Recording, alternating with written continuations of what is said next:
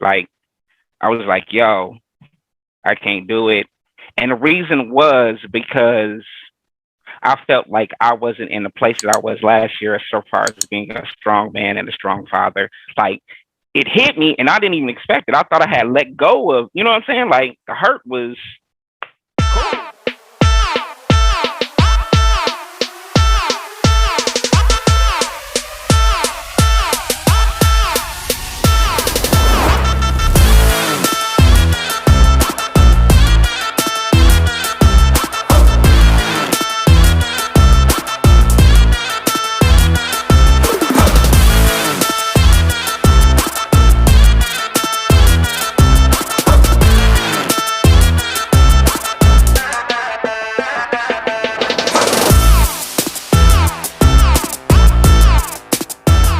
And God will reach you through so many abstract avenues that it's hard to even put into words. But the ironic thing is, the primary advocate for me going to therapy was my dad.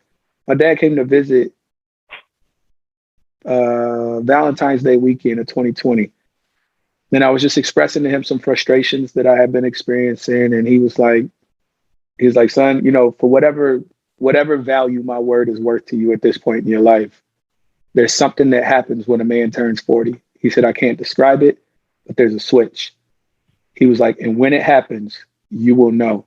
He was like, and I highly advise you find a therapist to help you navigate the thoughts that are going to run through your mind during that time. And it just so happened that around that same time, a lot of the other, not even like the childhood traumas and stuff really started to come to a forefront, that I was starting to recognize the magnitude of my depression and stuff like that. And I'm like, yeah, I can't, I'm not doing a good enough job on my own at this. I need to sit down and talk with a professional. And I found the dopest therapist that like she was everything that I needed in that moment. She's assertive in ways that I didn't appreciate at all. Like, she told me something in our very first session, and it was virtual, and I almost threw my computer out the window just to let her feel how far I wanted her away from me at that moment. Like, you're not going to talk. Ain't no way I paid you to talk to me this way. That is just, it can't be what I signed up for, but it was exactly what I needed to hear. And she gave it to me straight, no chaser. And all that to say, man, I am an advocate, because this is where I think you were headed. You were applauding people, but I am an advocate for sitting down with a professional to process, especially as Black people. There's so much, regular everyday life, let alone personal childhood traumas. Like, how many people, like, especially people who grew up in LA, but I went to more funerals before my senior year of high school than most people attend in a lifetime. Like, that's something that needs to be processed. Shan was in active duty during, Operation Iraqi Freedom, Operation Enduring Freedom. Like, there's so much to process. You know what I'm saying? Like, I lost people on every facet. It's a lot to process, and no one teaches us how in the hood. We don't just grow up innately knowing how to process trauma. So I am a firm advocate. Listen, I'll pay for your first session type person. Like, I'm all about people seeing qualified professionals whom I believe God has placed in the earth with insight, not just their education, but their actual insight into the psyche of how people operate to help you deal with that stuff. Because carrying that stuff around doesn't make you strong. I think that's the misconception with guys, is we feel like, nah, it's, if I can just handle it, that's weak. Only a weak man is scared to do the hard thing, the difficult thing, the emotional thing. Any man can punch somebody in the face. That's not strong. Strong is actually having a constraint to know that you can whoop somebody and choose not to, because there's another way, there's a better way, there's a better example you can set. You know what I'm saying? So again, I'm just that was a long piggyback on what you said, man, but I am an advocate, and I applaud and I encourage anybody who's listening to this, by all means, don't continue sitting around in that. Don't continue walking around in that. Get help. And if anybody around you, has something to say about it, they probably need help too. But trust me, there is a community out there that is ready for you, to embrace you, to allow you to go through and grow through all that you're experiencing. So I just I'm gonna be transparent and just real out there. First off, Courtney, thank you for what you said about my kids. So literally, I've been in a bad place. It's been a year since my wife left, this month. So I was literally in a bad place, and I had told Song that I wasn't gonna be on here. Like, I was like, yo, I can't do it. And the reason was because I felt like I wasn't in the place that I was last year, so far as being a strong man and a strong father. Like, it hit me, and I didn't even expect it. I thought I had let go of, you know what I'm saying? Like, the hurt was cool. All right, whatever. I'm just doing this. But a year came along, and it hit me, and I was in a place, like, I think it was Marcus had said, where I had gotten to a place. I'm like, yo, God, where you at? Like, you told me something. I was doing it. I'm good. I'm growing. You know what I mean? I'm sharing with man. I'm growing, man. I'm doing all kind of stuff. But then it hit me hard, and I'm like, yo, what's it was like that one thing where I was like, then there is no truth. So mentally, I was just really just messed up. And then Song just really sent some of the like stuff that we had said, and I had seen like things that I said, and I was like, dude, that's still true today. You know what I mean? Like, that's still who I am. That's still who I am. And just being on this call. So I'm here to say to anybody who this is the first time they're seeing these episodes, that this happens in real time. Like, I was literally going through something, and this is what we need as a people, period. I don't care what color, whatever. This is what we need as people and as men to be able to grow. Because I was hurt. I am hurt. I'm processing that hurt. And through this process, my kids are here, so I need them to allow them to know that daddy is hurt and growing.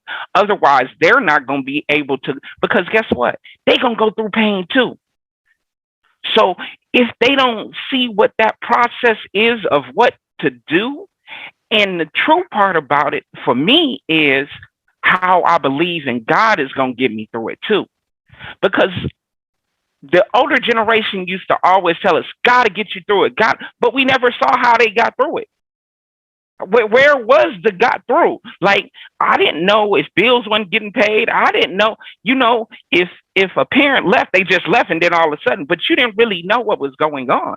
And we believe that kids can't process certain things. Well, they're processing stuff probably better than you are. And they know way more than you are. So it's better to have that conversation and be able to talk about that. So that's something else that I've learned today. And like I said, we need. The other thing is about boundaries. Like, for me, boundaries are not forever. Boundaries are simply to protect me until a point where you can't affect me no more what you do. I don't even need the boundary. But I want to get to the goal where, number one, I don't need the boundary. And number two, if there's something going on in your life, instead of you allowing the negativity to hurt me, now because I'm so positive and I'm so strong that I now can help you. That boundary is down, and now I've been on defense for so long. Now I'm on the offense. So now I'm helping you. So that's where I want to be able to grow. And I believe that through this platform, and believing that this will grow, and believing that we will not only be able to help millions of men, but millions of families, just through this platform and through the people that we have here today. So I just want to thank all of you for being here and helping me being able to grow and be able to share and being able to help my children, whatever their ages is, 7 through whatever, because I, don't know them all like that, but being able to grow and build upon that. So I thank you, Song, for putting this on, and thanking each one of you for being here and sharing your knowledge and growing together with us. So let me get off the soapbox and turn it over. We love you, man. Let me say this to you, D. Outside of me, and I believe Shannon, I don't know everybody else's situation. I heard Mike talk about it too. There's a time when you go through this situation you're going through right now. It's okay. You're gonna feel lost. It's gonna hurt. It's gonna be like, how you gonna figure it out? Because I think when I went through it, I actually met Marcus. So I was like, shit, least I can do is get sexy. You know what I'm saying? So, you know what I'm saying? The least I can do is fix the things I can't control and get my abs or something. You know what I'm saying? But it took me a while to find, because I was kind of like just spinning my wheels, bro. Like when I was going through the divorce and trying to figure it out, because it almost feels like you feel broken, you feel lost, you feel unwanted. And it's like a failure. Like a failure. I mean, that's where I was, like a failure as a husband and as a father. You know what I'm saying? That's what I feel now. I've picked up my responsibility of that. Yeah, I messed up. And once again, God has told me something. And through the process, I just know that my job is to have faith. Whatever else God do, that's what he do. But my job is to have faith and not worry about nothing else. But yeah, keep going, King. My bad. No, you good, bro. You good, man. I felt like I just wanted to, you know what I'm saying, reach out to you, because I feel the pain that you're going through, and I've been there before. But when it does snap and you snap out of it, you're going to feel renewed again. And it's the same thing as like in the situation, because you make these vows and you honor these vows, but you still have to understand there's two individuals coming together, two individuals. And oftentimes, though somebody else, if you get back and reconcile, I mean, if that's what y'all want, you still have to be in agreement, whatever it may be. Just keep, you know what I'm saying, just be encouraged and just know it's going to eventually work out. You know what I'm saying? Just keep letting God bless you, you know what I'm saying? And just continue to work at it, man. It's going to take some time, but it's going to be all right, man. However long it takes, man. Just stay strong. You got them girls who relying on you. Be honest about it. That was one thing that I was very honest with my kids during the process, to let them understand, because they're trying to process it too. And they're going through the same hurt as you're going. So, bro, like I said, man, I know you're going through it right now, but you're going to make it through, man. And if you ever need me, you know what I'm saying, need some time to talk some, I'm here for you. There's such a liberation that comes with actually facing the thing that you're afraid of. Like when you actually talk through that thing that hurts the most, or you go uncover that box from the closet, like, yo, the other side of that, you have no idea. Like, we've grown accustomed to walking around with the 50-pound vest on, right? Like, that's the thing. That's the weight we've been carrying for so long that we don't remember what it was like without it. So we don't recognize that we're carrying this extra weight until it comes off. And you look around, and the artist in me is always colorful. Like, you see colors that you didn't see before. Like, every rainbow is brighter now. Like, you can appreciate the things that have always been there, but you see them differently because you're no longer seeing through this jaded perspective of pain. And I'm telling you, like, if I could encourage anybody, that's one of the things I would tell you, like, face that joint, like, but get help. You ain't got to face it on your own. Face it with somebody who can help you properly process it. But the other side of it is so liberating. It's worth it. It's worth the work. It's hard work. It's emotional work. It's painful work. But the other side of it is so much better than the side you on now.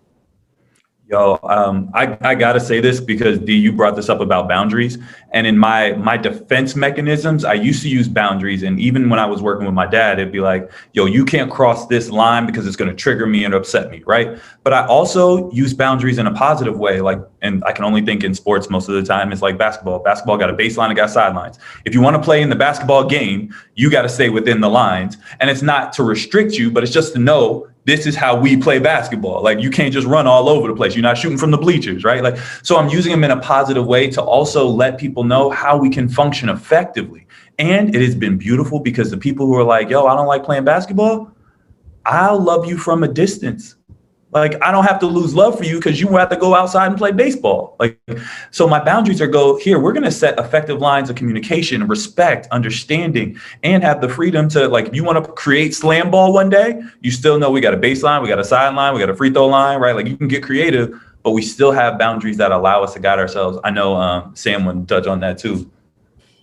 Yeah, I think so often we think of boundaries as being negative, but boundaries can actually be very healthy for several reasons. We can take something as simple as, like, as an adult, you realize your tolerance for alcohol decreases, and that's setting a boundary. It's not a bad boundary, but if you want to wake up and function the next day, then you can't drink how you drank when you were 18, 19, 20.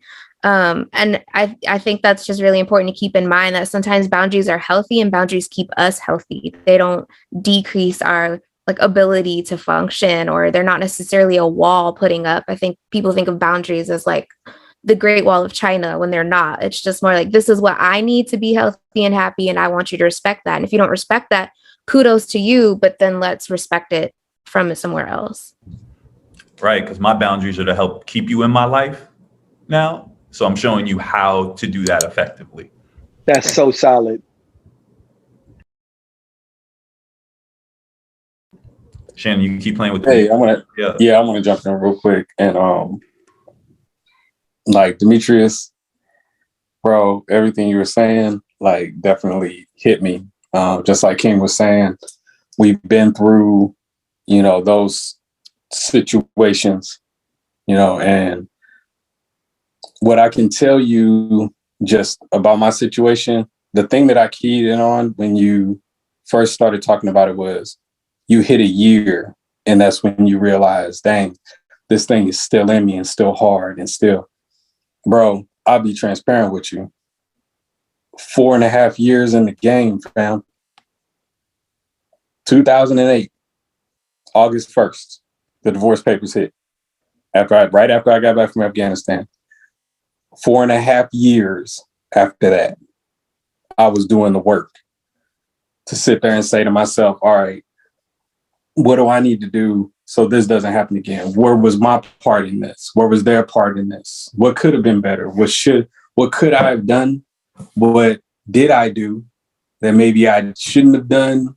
Whatever it is, I was asking questions all over the place. And I was looking for answers all over the place. Sometimes I was looking for the answers in the right spot. Sometimes I was looking for answers in the wrong spot. But I was looking for answers. I was asking God same questions. I never got to the point where I said, God, why, or this, that, and the third. I never got to that point. But I in actuality with God during that scenario, I think I got to a better place with him where we became more intimate, where it was less me get on my knees, put my hands up and say, Lord, I thank you for this, that, and the third. It was more so like, so what's good? Let's have a real conversation right now, Dad. Let's talk. Because this stuff is hitting me and it's hitting me hard. I need a little revelation on this. I need some understanding. I need some peace. I need some whatever it was that I needed.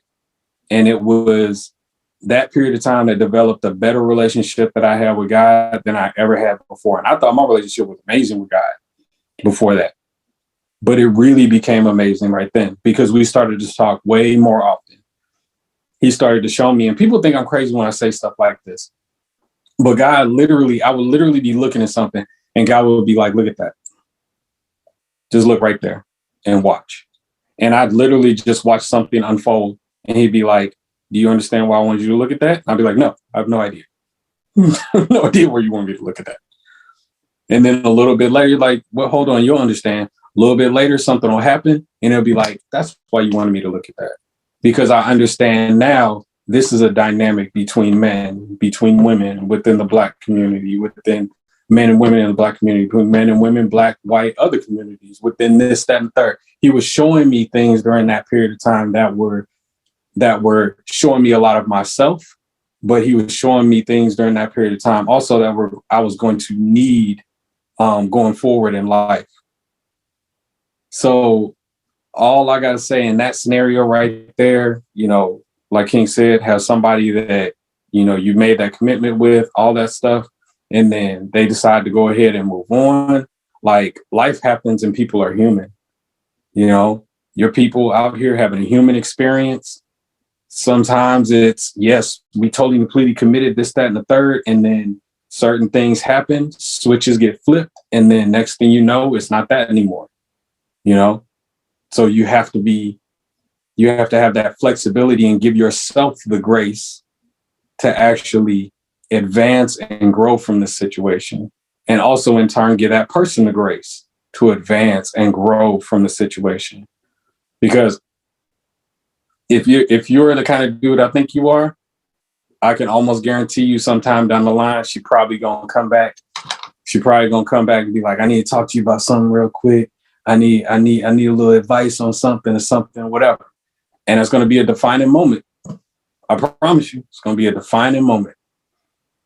And it's either going to be about you or it's going to be about God. And you get to make the choice in that situation. So just saying, man, you ain't alone. Anytime you got a question, you just need to talk. You just need to cuss somebody out real quick. Let's be real. Like, hey, number one, talk to God. But if you feel like having somebody else on the other line while you saying all that stuff, hit me up, man. Facts. If I can just jump in just really quickly, I know boundaries is the key word right now, and so many things have been running through my mind as I listen to everyone talk, and something that just hitting is, when you think about our parents and their input, their toxic input that might put us in a place where we have to create boundaries between ourselves and them. We think about the other side of it, and I'll speak personally, and I think it'll resonate with everything that's just been discussed, is boundaries that I think their toxic relationships or inputs in me cause me to place between my hope with others. So similarly for my father's situation, one thing that I've identified in my adulthood is that I created a boundary with men specifically. Like, I don't let them get close. I realized that very clearly. Like, I don't want your input. I don't want your wisdom because I don't want you to hurt me. Like, right, I was able to identify, I don't want you to fail me. I don't want your advice to push me further into this dark place, so you guys understand, I've recently gone through a divorce myself, and I'm having to be very conscious about setting a new boundary with women where I'm like, I don't want you to have this place in my heart. I don't want you to have this place in my life. I don't want this input from you in any way. And so seeing, how these relationships, they contribute so much to, where we could create these boundaries. And I'm thinking about the Demetrius situation and every other person who may have this from more intimate romantic relationships, that we don't set those boundaries, because on the other side of that boundary is your healing. Like, I'm literally, and I only say that because as I experienced this entire experiences, you men have so much good to offer. And if God hadn't shown me, because I wasn't going to join this call either, because so many things going on in my life, I didn't feel I had the capacity to even sit and pour into any part of this. But I'm finding that this boundary being taken away, I'm receiving so much good. And I think that will speak volumes to anyone who may be listening to this, is that when you allow those boundaries that you may have set due to toxic inputs from your parental experience or relationships, you have an opportunity of hope on the other side. And that's something that I'm enjoying just as we sit here. So thank you guys for all of that.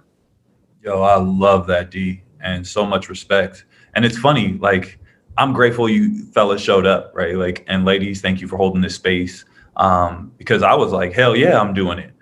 Because as I've healed over the years and I'm processing, because similar to you, D, like my male relationships, like there were few that could stick, because I didn't trust dudes. Like, I was like, yo, my pops failed me, my older brothers left, my cousins, like I got a big ass family, and ain't none of y'all legit. It's a Russian roulette. Like, good luck. But I want to acknowledge and show appreciation and gratitude to each and every one of you. The vulnerability, right? Because usually, like, I've been a part of panels and calls and podcasts, and I hear ego, and I'm like, I can't be around this. Like, I just can't anymore, because I grew up in it, and I'm super it's like a cavity for me now. So to hear the transparency and the vulnerability, that's like, these are men willing to lead with love, and that's true strength, right? Like, ego, I'd be like, yo, kick rocks with that, right? So D, Demetrius, I applaud you, fam, because you're in it, like, right now. And we're in different chapters. Like, you're either going into a storm, you're in a storm, or you just came out of one. But no matter what level of it you are, what phase of that you are, that cycle is going to keep coming. It's going to keep coming. But being transparent and vulnerable in it now, Denzel, like, we would, if you didn't share that you were going through a divorce right now, we would have never known. Your composure, right? We would have had no idea. So you having the confidence enough to be vulnerable with that, with a group of men that you didn't know, like, these are the type of things that I aspire to see in life. And in order for that to happen, like, this is what I came to the call hoping would be. Because in that same respect, I'm looking at men that are fathers. And when I want to be as a father, I'm learning from men that are in it, right? Like, they're present fathers, and they're going through the divorce, or how to have healthy marriages and relationships while being parents. And like, that's such a big deal for me, because as I'm learning to put the pieces of the puzzle together, like I mentioned early in the call, sometimes I feel like I'm behind, like I was a late bloomer, which I'm okay with, because there were lessons and there was healings that I needed to take on. I look at my past relationships and I go, damn, what did I contribute or deny from that relationship for it to be what it could have been? And am I willing to learn the lesson before I step into my next, right? Before I step into marriage. So I just want to express so much gratitude, gentlemen, to you, to each of you individually, but as a collective whole. And also, ladies, thank you for being in this space, because I know it wasn't on the topic specifically, but I have also become very apparent that it's become very apparent to me that there are a lot of women that struggle with holding space for male vulnerability. Social media kind of like magnifies it, so it's not always the truth, but there are women that struggle with male vulnerability, maybe for the lack thereof, seeing it in their own lives. But to be able to hold space for men to be transparent, to be honest, to be clear, and not see it as a weakness is a blessing to this world. It is a gift. And I just wanted to express that gratitude to you as well.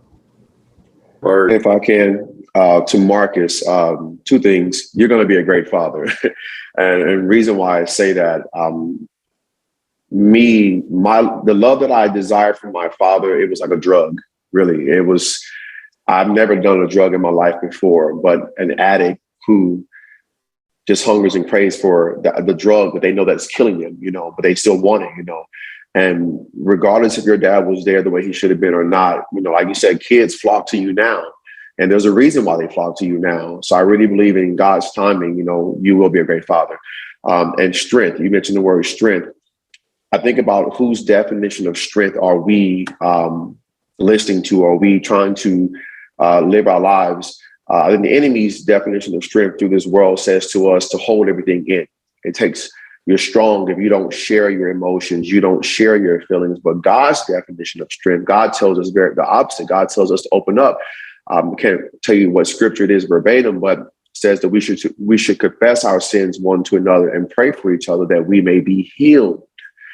Confessing our sins one to another, that sins is maybe not necessarily something that we're doing wrong. It could be a struggle, a heartache, a pain. Confess your sins, your faults, your heartache, your pain one to another, and pray for each other that you may be healed.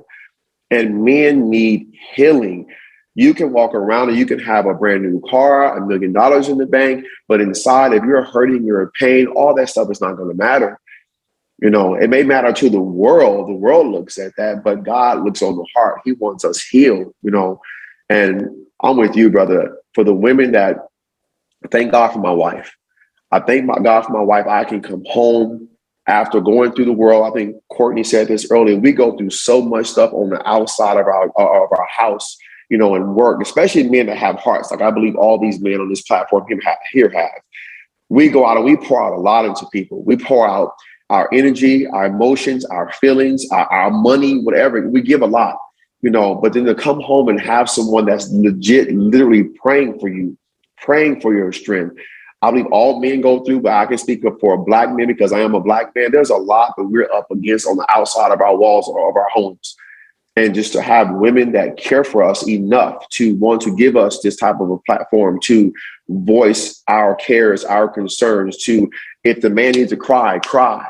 Again, there's so much strength in releasing and crying and opening up because you're free.